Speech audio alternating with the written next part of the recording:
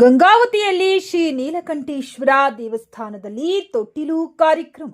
ಗಂಗಾವತಿ ನಗರದ ಶ್ರೀ ನೀಲಕಂಠೇಶ್ವರ ದೇವಸ್ಥಾನದಲ್ಲಿ ಮಂಗಳವಾರ ನಡೆದ ಪುರಾಣ ಕಾರ್ಯಕ್ರಮದ ಅಂಗವಾಗಿ ಸುಕ್ಷೇತ್ರ ಉಟಕನೂರಿನ ಪರಮ ಪೂಜ್ಯ ಮೌನ ಯೋಗಿ ಶ್ರೀ ಬಸವಲಿಂಗ ದೇಶಿಕೇಂದ್ರ ಶಿವಯೋಗಿಗಳ ತೊಟ್ಟಿಲು ಕಾರ್ಯಕ್ರಮವನ್ನು ಭಕ್ತಿ ಭಾವದಿಂದ ವಿಜೃಂಭಣೆಯಿಂದ ನೆರವೇರಿಸಲಾಯಿತು. ಸಮಾಜದ ಯಜಮಾನರು ಹಾಗೂ ಸಕಲ ಸದ್ಭಕ್ತರು ಒಗ್ಗೂಡಿ ಧಾರ್ಮಿಕ ವಿಧಿವಿಧಾನಗಳೊಂದಿಗೆ ತೊಟ್ಟಿಲು ಕಾರ್ಯಕ್ರಮವನ್ನು ನೆರವೇರಿಸಿದರು. ಈ ಸಂದರ್ಭದಲ್ಲಿ ದೇವಸ್ಥಾನದಲ್ಲಿ ವಿಶೇಷ ಪೂಜೆ ಹಾಗೂ ಪುರಾಣ ಪ್ರವಚನ ಕಾರ್ಯಕ್ರಮಗಳು ಜರುಗಿದವು. ಕಾರ್ಯಕ್ರಮದಲ್ಲಿ ಹೆಚ್ಚಿನ ಸಂಖ್ಯೆಯಲ್ಲಿ ಭಕ್ತರು ಪಾಲ್ಗೊಂಡು ಶ್ರೀಗಳ ಆಶೀರ್ವಾದ ಪಡೆದು ಧನ್ಯರಾದರು. ದೇವಸ್ಥಾನದ ಆವರಣದಲ್ಲಿ ಭಕ್ತಿ ಭಾವದ ವಾತಾವರಣ ನಿರ್ಮಾಣವಾಗಿತ್ತು. ವರದಿ ಡಾಕ್ಟರ್ ಮಂಜುನಾಥ್ ಕುರುಗೋಡು.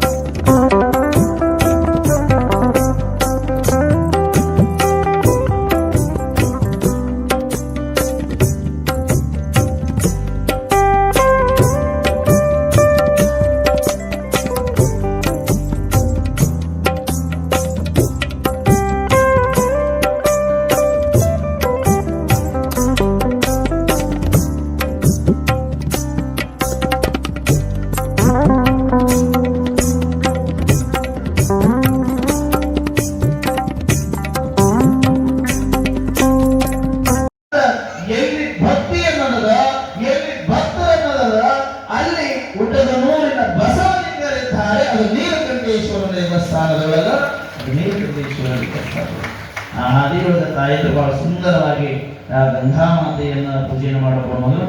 ತದನಂತರ ಈ ತೊಟ್ಟಿಲು ಕಾರ್ಯಕ್ರಮ ಪೂಜೆಯನ್ನ ತಾಯಂದರು ನೆರವೇರಿಸಬೇಕು ಅಂತ ಹಾಗಾದ್ರೆ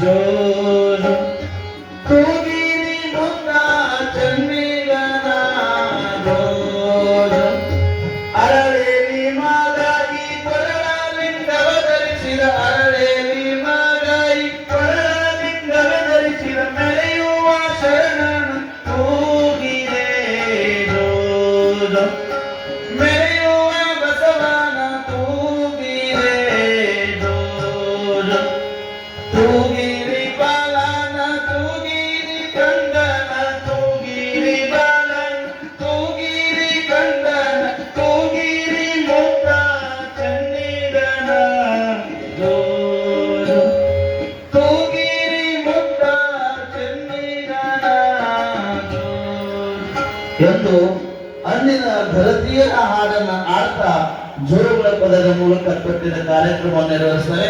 ಅದೇ ರೀತಿ ನಮ್ಮ ಶಿವಪ್ಪಳಿಯವರು ಒಂದು ಜೋರುಗಳ ಪದವನ್ನು ಆಡಿದ ಮೇಲೆ ಮುಂದಿನ ಕಾರ್ಯಕ್ರಮ ಸಂಚಾಲಕ ನಿರ್ವಹಿಸ್ತಾರೆ. ಅದಕ್ಕೆ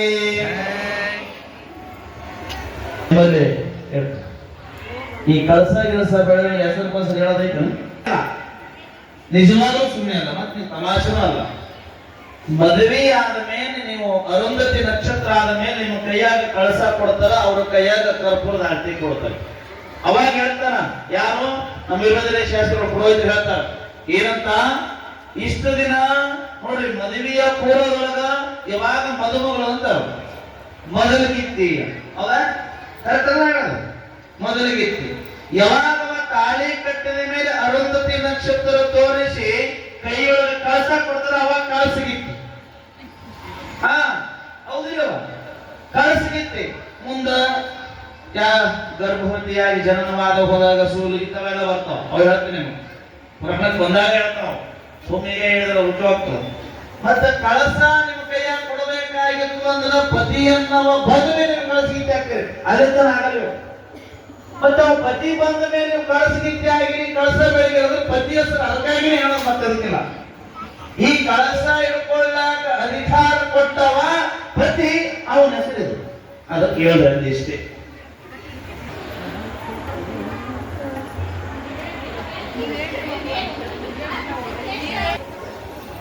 अच्छा पूछो हमारा कौन